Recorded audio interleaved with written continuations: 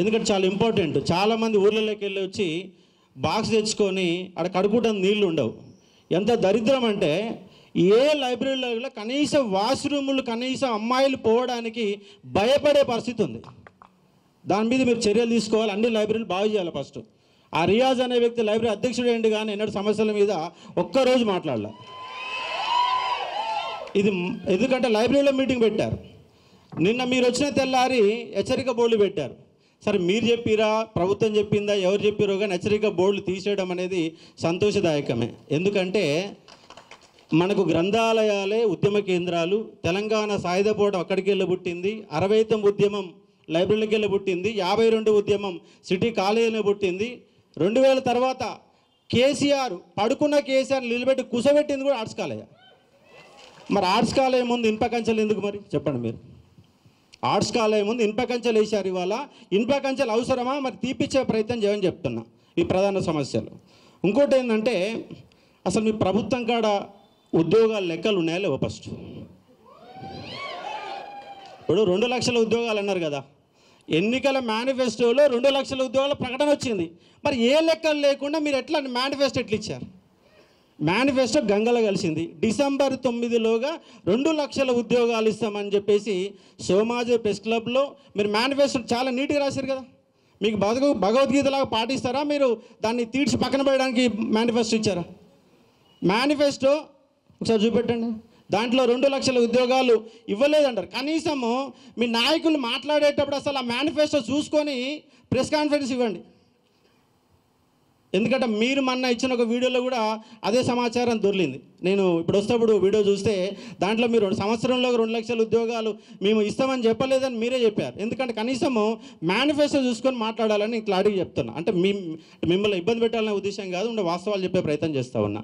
అంటే ప్రభుత్వం కాడ ఉద్యోగాల లెక్కలు ఇప్పటికీ మూడు పంచాయతీలు పెట్టారు. ఒకటేమో మేనిఫెస్టోకు మోసపోయి నిరుద్యోగులు. నేను 13 నియోజకవర్గాలు తిరిగిన, సొంతంగా కారు వేసుకొని 3000 కిలోమీటర్లు. ఇష్టం ఉన్నా ఇష్టం లేకపోయినా కాంగ్రెస్కే పార్టీకే ఓటేయాలి. ఎందుకు ఓటేయాలంటే బీజేపీ గెలిచే పరిస్థితి లేదు. ఈ ప్రతిపక్షంలో ఉందంటే కాంగ్రెసే గెలవాలా, ఖచ్చితంగా ఓటేయాలని బరాబర్ చెప్పినా. నేను మహబూబ్ నగర్ జిల్లా మొత్తం తిరిగి వచ్చిన మీ ఏఐసీ తరపున. నాకు ఆ విడ్డలు, నేను ఇంకో జర్నలిస్టు ముగ్గురం కలిసి ఒక్కొక్క జిల్లాలు పంచుకొని ఎక్కడైతే కాంగ్రెస్ పార్టీ ఓడిపోవడానికి అవకాశం ఉన్నదో ఆ నియోజకవర్గాలు మాకు ఇచ్చారు. అవన్నీ కూడా తిరిగి వచ్చినాం. 2 లక్షల ఉద్యోగాలు మేనిఫెస్టో పెట్టారు. అద్భుతంగా పెట్టారు. ఏమని పెట్టారు? ఏప్రిల్లో ఫస్ట్ ఫేజు, నవంబర్లో సెకండ్ ఫేజ్. ఎటుపోయిన ఫేజులన్నీ మరి ఒక్క ఫేజ్ రాలేదు ఇంతవరకు. ఫేజ్ 1 పోయింది, ఫేజ్ 2 పోయింది. సార్ అదన్నా సరే, ఎన్నికల మేనిఫెస్టో అంటే మీకు అధికారంలోకి వచ్చినాక ఉద్యోగాలు లెక్కలు లేవని అనుకుందాం. మరి నిండు అసెంబ్లీ సాక్షిగా 119 ఎమ్మెల్యేల సాక్షిగా ఆర్థిక శాఖ మంత్రి బట్టి విక్రమార్క గారు మొదటిసారిగా జాబ్ క్యాలెండర్ ఇచ్చారు. మరి అసెంబ్లీ సాక్షిగా ఇచ్చిన జాబ్ క్యాలెండర్ ఇంప్లిమెంట్ చేయాలి కదా, అది పోయింది. మళ్ళీ రెండోసారి మళ్ళీ అసెంబ్లీ జాబ్ క్యాలెండర్ అన్నారు. ఎన్నిసార్లు మేనిఫెస్టో ఇస్తారు, ఎన్నిసార్లు జాబ్ క్యాలెండర్లు ఇస్తారు? అసలు ఉద్యోగాలు ఇస్తారా ఇయ్యరా? ఇచ్చే పరిస్థితి కనబడతలేదు. కాబట్టి మీ కాంగ్రెస్ గవర్నమెంట్ వచ్చినాక నేను 2 సార్లు లంగస్ట్రైక్ చేసిన. మీరు ఇప్పటి వరకు ఇచ్చిన ఉద్యోగాలు కేవలం 5000 ఉద్యోగాలు మాత్రమే. ఓన్లీ 5000 ఇచ్చారండి. 5089 ఉద్యోగాలు డిఎస్సికి యాడ్ చేశారు. అది మీరు ఇచ్చిన నోటిఫికేషన్ కాదు. యాడ్కు ఉద్యోగాలు పెంచిన వాటికి మాత్రమే మీ లెక్క.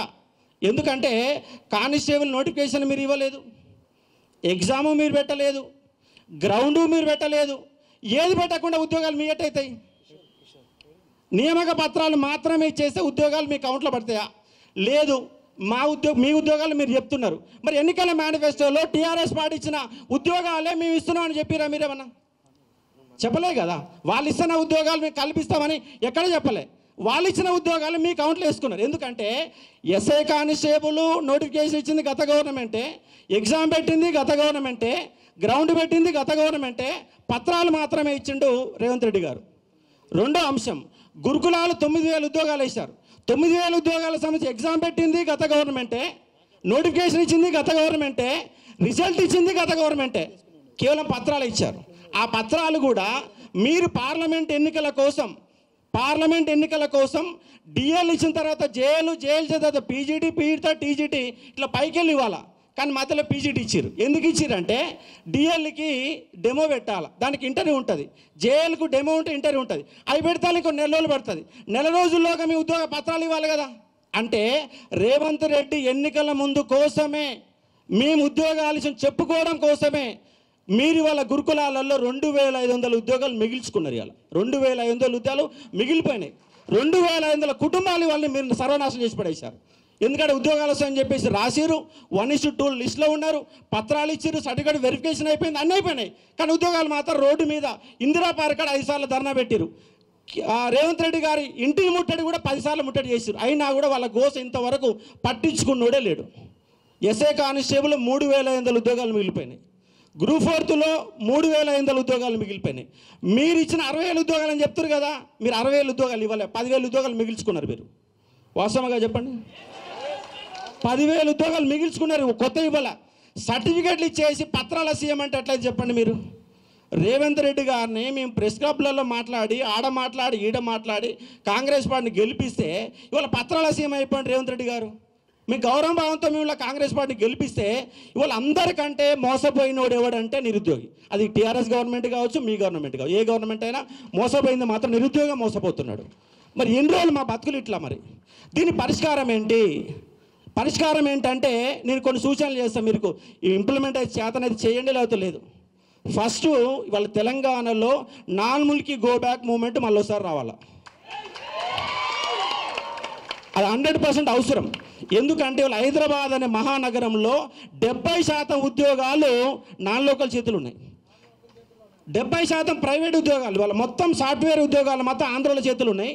కింది స్థాయి ఉద్యోగాలు ఏమో యూపీ, బీహార్ అండ్ వీళ్ళు చేస్తున్నారు. కింది స్థాయి వాళ్ళు తీసుకుంటూ పైసలు తీసుకుంటూ తెలంగాణ బిడ్డలకు ఉద్యోగాలు లేవు. ఇక్కడ హైదరాబాదులో కొన్ని లక్షల ఉద్యోగాలు ఉన్నాయి, అన్ని నాన్ లోకల్ చేతులలో ఉన్నాయి. ఆ నాన్ లోకల్ని ఎందుకంటే జగన్మోహన్ రెడ్డి గవర్నమెంట్ 90% ఉద్యోగాలు ప్రైవేట్ రంగంలో స్థానికులకు ఇస్తామని పక్క గవర్నమెంట్, స్టేట్ గవర్నమెంట్ చట్టం చేసింది. మన దగ్గర కూడా చట్టం చేయాలా, దాన్ని అమలు చేయాలి. చట్టం చేస్తే సరిపోదు, ఇంప్లిమెంట్ చేయాలి. చేస్తే ఈ ప్రభుత్వ ఉద్యోగాలపైన ఒత్తిడి తగ్గుతుంది. ఎందుకంటే ఇవాళ బీటెక్ చేసినోడు, ఎంటెక్ చేసిన వాళ్ళు 20,000 రూపాయలు జీతం రావట్లేదు. ఇవాళ నా దగ్గర ఒక క్యాండిడేట్ వచ్చిండు, వాళ్ళ మిస్సెస్ నా దగ్గర జాయిన్ చేయడానికి వచ్చిండు. ఆయన మేస్త్రి పని చేస్తున్నాడు, రోజంతా కూలి అంటే 1,200. నెల రోజుల పాటు చేస్తే అతనికి వచ్చేది 36,000 రూపాయలు వస్తున్నాయి ఒక మేస్త్రి పని చేసే వ్యక్తికి. కానీ ఎంటెక్ చేసిన వాళ్ళకు, బీటెక్ చేసిన వాళ్ళకు 20,000 రూపాయల జీతం కూడా దొరకట్లేదు. ఇవాళ బీటెక్ కాలేజీలు ఉండే సర్టిఫికెట్లు ఇచ్చే కాలేజీలు మాత్రమే. ఇవాళ డిగ్రీ స్థాయిలో, బీటెక్ స్థాయిలో కేవలం సర్టిఫికెట్లు ఇచ్చే ఒక యంత్రాలుగా తయారు చేస్తున్నాయి. బయటికి వెళ్తే వాడు చక్కగా ఒక పేజీలో సొంత బయోడేటా కూడా రాయలేని పరిస్థితులు ఉంటున్నాడు. ఎడ్యుకేషన్ సిస్టంలో మార్పు రావాలా. ప్రైవేట్ రంగంలో తెలంగాణ బిడ్డలకు ఉద్యోగాలు ఎట్లిస్తారో చెప్పేట ఒక కమిషన్ ఏర్పాటు చేయండి. ఈ 2 లక్షల ఉద్యోగాలు పంచాయతీ కాదు, మొత్తంగా ప్రైవేటు రంగంలో తెలంగాణ బిడ్డలకి హైదరాబాదులో 20 లక్షల మందికి ఉద్యోగాలు ఇచ్చే సత్తా మన హైదరాబాద్కు ఉంది, కానీ మనకి ఇవ్వట్లేదు. కాబట్టి దీనిపైన ప్రభుత్వం, ఎందుకంటే రేవంత్ రెడ్డి గారు అంటే చంద్రబాబు గారి యొక్క ప్రియ శిష్యుడు, ఆయనకు రాష్ట్రాన్ని మొత్తం అమ్మేస్తున్నటువంటి అపవాదు మీరు మూట కట్టుకుంటున్నారు. అపవాదు ఉన్నది కూడా. మరి అపవాదు పోవాలంటే మీరు ఖచ్చితంగా స్థానికులకే 90%, తెలంగాణ బిడ్డలకే 90% ఉద్యోగాలు వచ్చే విధంగా మీరు క్రియాశీలక పాత్ర పోషించాలా. అవసరమైతే ఇదే సిటీ సెంటర్ లైబ్రరీ కేంద్రంగా నాన్ ముల్కీ గో బ్యాక్ ఉద్యమం మీరు సిద్ధం చేయడానికి మీరు రెడీ అవుతాం. ఇంకోటి ఏంటంటే ఇవాళ 10,954 ఉద్యోగాలు విఆర్ఓలు ఇచ్చారు, జీపీఓలు ఇచ్చారు. ఇలా జీపీఓలలో పాతోళ్ళు తీసుకుంటే 3,450 మొదటి దఫాలో క్వాలిఫై అయ్యారు. నిన్న రెండవ దఫాలో 2,450 మంది అప్లై చేసుకున్నారు. దాంట్లో 1,700 మాత్రం అటెండ్ అయ్యారు. మొత్తంగా 5,000 ఉద్యోగాల కంటే ఎక్కువ పోవు. పాత విఆర్ఓలకు అసలు ఇవ్వాల్సిన పని లేదు, ఎందుకంటే మీరు కొత్త వ్యవస్థ చేస్తున్నారు. జీపీఓ అనే కొత్త వ్యవస్థ తీసుకొచ్చి మళ్ళీ పాతోళ్ళు ఎందుకు? మళ్ళీ పాతోళ్ళకి ఆల్రెడీ ఉద్యోగం ఉంది కదా. ఉద్యోగం ఉన్న వాళ్ళకి ఇచ్చి కూడా రేపు అవి కూడా మీరు 5,000 లెక్కలు కౌంట్ వేసుకుంటారు. వీళ్ళు ఇచ్చిన వాళ్ళకే ఉద్యోగాలు ఇచ్చి కూడా మా 5,000 కూడా మేము ఇచ్చినామని కౌంట్ వేసుకునే ప్రమాదం ఖచ్చితంగా ఉంది. అది మీరే గుర్తుపెట్టుకోండి, ఎందుకంటే మేము ముందు మాట్లాడుతున్నాం. మీరు ఎమ్మెల్సీ కాబట్టి మీరు ఏమైనా చర్చల ప్రతినిధిగా ఉండడం మాత్రం తప్ప మీరు ఎందుకంటే ఇంప్లిమెంట్ చేయడం అనేది సాధ్యం కాదు ఒక ఎమ్మెల్సీగా. కాబట్టి మేము ఏమంటున్నామంటే మేము ఒక 10,000 మంది ఒక దగ్గర కూర్చుంటాం. దానికి రేవంత్ రెడ్డి గారు మీటింగ్ పెట్టండి, ఇందిరా పార్క్ అని పెడతాం. ఒక 5,000 మంది వస్తాం, 10,000 మంది వస్తాం. మా బాధ వినాలా? ఒక రోజు మొత్తం అంటే 20 నెలల కాలంలో నిరుద్యోగుల గురించి మాట్లాడడానికి రేవంత్ రెడ్డికి ఒక్కరోజు టైం దొరకలేదా? ఎందుకు నిరుద్యోగులు అంటే నిరుద్యోగులు తక్కువ లేరండి. వాళ్ళ తెలంగాణ పబ్లిక్ సర్వీస్ కమిషన్ దగ్గర పేర్లు నమోదు చేసుకున్న వాళ్ళు 30 లక్షల మంది, ప్రైవేట్ రంగంలో ఉద్యోగాలు చేసే వాళ్ళు మరొక 30 లక్షల మంది, 60 లక్షల మంది ఉన్నారు తెలంగాణలో. ఇవాళ డిగ్రీ పూర్తయిన వాళ్ళు దాదాపుగా 60 లక్షల మంది ఉన్నారు. 60 లక్షల కుటుంబాలు ఇవి. 60 లక్షల కుటుంబాలకు సంబంధించి రేవంత్ రెడ్డి గారికి ఒక్క రోజున ఎందుకు టైం దొరకలేదు? ఖచ్చితంగా ఆగస్టు నెలలో నిరుద్యోగులతో రేవంత్ రెడ్డి గారు మీటింగ్ పెట్టాలా? మా బాధలను వినాలి, ఖచ్చితంగా వినాలి. వింటేనే సమస్య పరిష్కారం దొరుకుతుంది. ఇంకోటి ఏంటంటే ప్రైవేట్ రంగంలో డిగ్రీ అయిపోయిన వాడు, బీటెక్ అయిపోయిన వాడికి ఇవాళ 33 జిల్లాలు ఉన్నాయి. 33 జిల్లాలలో స్కిల్ డెవలప్మెంట్ ప్రోగ్రాం పెట్టాలి. 33 జిల్లాల స్కిల్ డెవలప్మెంట్ ప్రోగ్రాం పెట్టి బలవంతంగా ట్రైనింగ్ ఇవ్వాలి. వాడికి బలవంతంగా కూర్చోబెట్టి రాకపోతే ఇంగ్లీష్ నేర్పాలా. టెక్నికల్ కోర్సులు ఏముంటాయని నేర్పాలా. ఇప్పుడు నారాయణ చైతన్య రోజు పొద్దుగాల 8 గంటల నుంచి నైట్ 8 దాకా కూర్చోబెడుతున్నాడు. మీరు కూడా అట్లా టెక్నికల్ స్కిల్ యూనివర్సిటీలు ఏర్పాటు చేసి 6 నెలల పాటు కూర్చోబెట్టి మమ్మల్ని పోషిస్తూ మొత్తం ట్రైనింగ్ ఇవ్వండి. ఎందుకు తెలంగాణ బిడ్డలకు ఎందుకు సాఫ్ట్వేర్ ఉద్యోగాలు? అందరికీ ఉద్యోగాలు వస్తాయి. కానీ ఆ బాధ్యత మీరు ఖచ్చితంగా తీసుకోవాలి. ఎందుకంటే ఇవాళ బీటెక్ చేసిన వాడికి సబ్జెక్ట్ లేదు, కేవలం సర్టిఫికేట్ మాత్రమే ఉంది. ఈ ట్రైనింగ్ కాలేజీలు మొత్తంగా జిల్లాకు ఒకటి 33 జిల్లాలు ఏర్పాటు చేయండి. ఇవాళ ఇంతకుముందు చెప్పిన లెక్క ప్రకారం 10,954 ఉద్యోగాలు ఉన్నాయి. ఇవి విఆర్ఓ ఖచ్చితంగా రేపే స్థానిక సంస్థ ఎన్నికల లోపు ముందే జీపో నోటిగా ఖచ్చితంగా ఇవ్వాలి. ఎందుకంటే మనదాకా గ్రూప్ 2 చదివారు, గ్రూప్ 3 చదివారు, ఎస్ఏ కానిస్టేబుల్ చదివిన వాళ్ళు అంటున్నారు. వాళ్ళందరికీ 6,000 ఉద్యోగాల్లో ఆల్రెడీ 70% ప్రిపరేషన్ అయిపోయింది. వాళ్ళకు ఆల్రెడీ ప్రిపేర్ అవుతున్నారు కాబట్టి 70% ప్రిపరేషన్ అయిపోయింది. ఇంకో 30% ప్రిపరేషన్ అయిపోతుంది. జీపీఏ ఉద్యోగాలు తక్షణమే రేపే విడుదల చేసే విధంగా మీరు కంపల్సరీగా మాట్లాడే ప్రయత్నం చేయండి. ఒకవేళ మీ కాంగ్రెస్ వాళ్ళకు సబ్జెక్ట్ లేదంటే నేను సబ్జెక్ట్ చెప్తాను మీకు. నిరుద్యోగ అంశాలు ఏమున్నాయి, ఎన్ని ఉద్యోగాలు ఇచ్చారు, ఏ టైంలో ఏమి ఇచ్చారు, ఎంతమందికి ఇచ్చారు, క్వాలిఫికేషన్ ఏంటి, దానికి కావాల్సిన అర్హతలు ఏంటి, మొత్తం లెక్కలు చెప్తాను నీకు. ఎందుకంటే నేను 2014లోనే నమస్తే తెలంగాణలో ఎడ్యుకేషన్ డెస్క్ ఇచ్చారు నేను.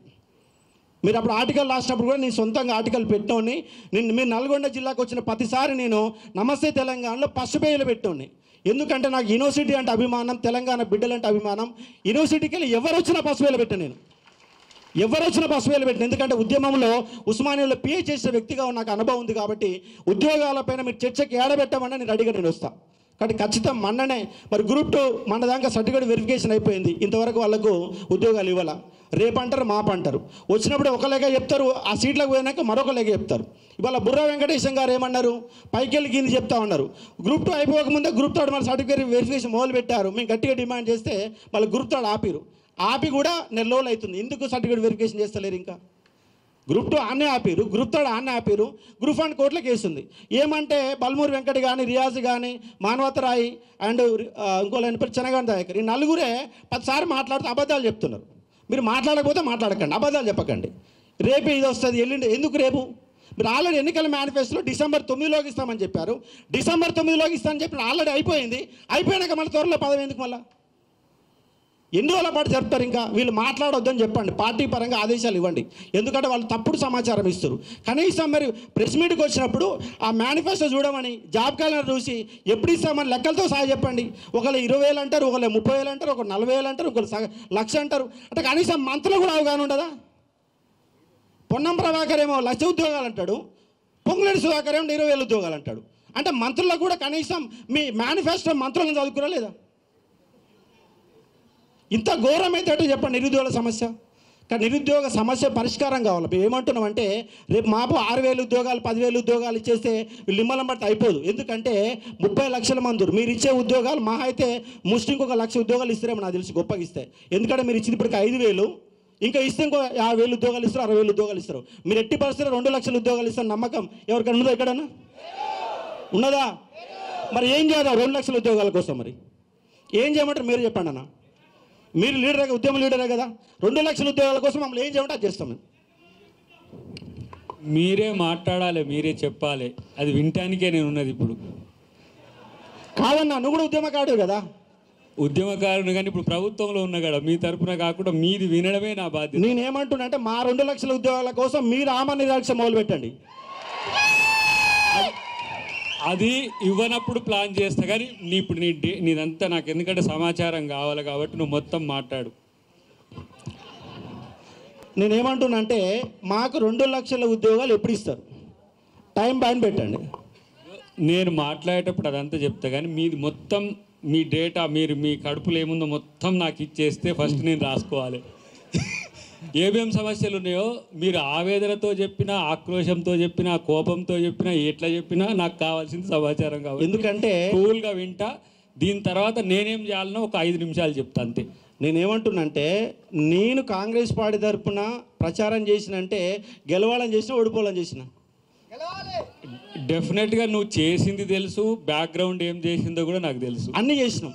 మరి అన్నీ చేసినాక ఇవాళ విద్యార్థుల తరఫున మాట్లాడుతున్నా. నేను ఇవాళ కాంగ్రెస్ తరఫున ఇప్పుడు పోరాటం చేస్తున్నా, కొట్లాడుతున్నా. కాంగ్రెస్ పార్టీ మీద కోపం ఎందుకు వచ్చింది మాకు? కాదు, ఇప్పుడు ఫ్రంట్ ఎండ్ ఉండి మాట్లాడు.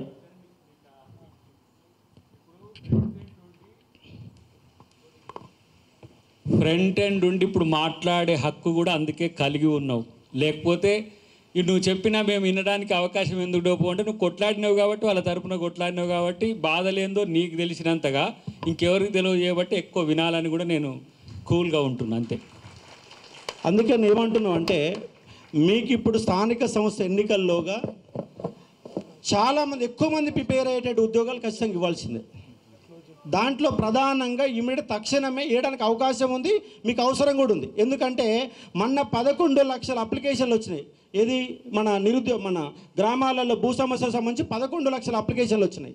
మరి 11 లక్షల అప్లికేషన్ మీరు పరిష్కరించాలంటే కంపల్సరీ కావాలి. మీరేం తెలియజేస్తారంటే ఇప్పుడు మీరు చేసే ఏంటంటే 5,000 మందిని ఆల్రెడీ ఉన్నోళ్ళ విఆర్ఓలు వీళ్ళకి జంప్ చేసిరు. వాళ్ళకు ఒక్కొక్కరు 2 గ్రామాలు ఇచ్చే ప్రయత్నం జరుగుతుంది. ఆ 2 గ్రామాలు ఇమ్మటే తక్షణంగా ఇన్ఛార్జ్ ఇస్తే ఇవ్వండి. తక్షణమే ఇంకొక 15 రోజుల్లోగా, ఆగస్టు 15 రోజుల్లోగా మాకు జీపీ ఖచ్చితంగా నోటిఫికేషన్ ఇచ్చి తీరాల. ఇవ్వకపోతే ఆగస్టు 15 నాడు అవసరమైతే ఆమాన్య డైరెక్షన్ మళ్ళీసారి మొదలు పెడతా. ఆగస్టు 15లోగా ఖచ్చితంగా జీపీ నోటిఫికేషన్ ఇవ్వండి. 3 సంవత్సరాలైంది ఎస్ఐ కానిస్టేబుల్ నోటిఫికేషన్ వచ్చి 3 ఏళ్ళు అవుతుంది. 3 ఏళ్ళు అవుతుంది. గత గవర్నమెంట్ ఇచ్చింది, మీరు ఫుల్ఫిల్ చేశారు. వాళ్ళు ఆల్రెడీ పోలీస్ స్టేషన్లో డ్యూటీ ఎక్కి అయిపోయింది. 3 సంవత్సరాలు అవుతుంది కాబట్టి తక్షణమే ఎస్ఐ కానిస్టేబుల్ మళ్ళొక 15,000 ఉద్యోగాలతో. కేసీఆర్ మాకు నచ్చకపోయినా ఆయన గవర్నమెంట్లో 3 నోటిఫికేషన్ల ద్వారా 50,000 ఉద్యోగాలు ఇచ్చిండు. ఇది వాస్తవమా కదా? ఎస్, 50,000 ఉద్యోగాలకు పోలీసులే ఇచ్చారు.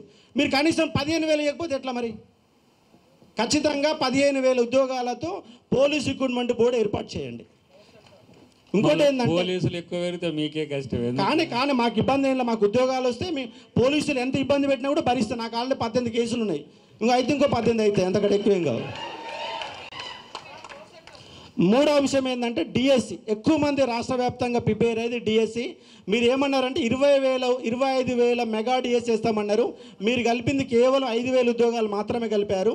5,000 పోని ఇంకొక 20,000 ఉద్యోగాలు మీరు ఇస్తున్న లెక్క ప్రకారమే 20,000 ఉద్యోగాలతో మెగా డిఎస్సి ఖచ్చితంగా ఇవ్వాలి. దాంతోపాటు ఇక్కడ ఎడ్యుకేషన్ సిస్టంలో 3 రకాల ఉద్యోగాలు ఉన్నాయి. 3 రకాల ఉద్యోగాలు. దాంట్లో డిఎస్సి అంటున్నాం, గురుకులాలు అంటున్నాం, మోడల్ స్కూల్ అంటున్నాం. 3 కలిపితే దాదాపుగా 50,000 ఉద్యోగాలు అవుతాయి. ఉన్నాయి ఉద్యోగాలు లేవని కాదు, ఉద్యోగాలు ఉన్నాయి. ఉద్యోగాలు మీరు టీచర్లు నింపితేనే కదా గవర్నమెంట్ స్కూల్లో పిల్లలు వచ్చేది. స్కూల్లో గవర్నమెంట్ స్కూల్ మొత్తం నాశనం అవుతున్నాయి. చైతన్య నారాయణ రోజు పుట్టగొడుగులా పుట్టుకొస్తుంది.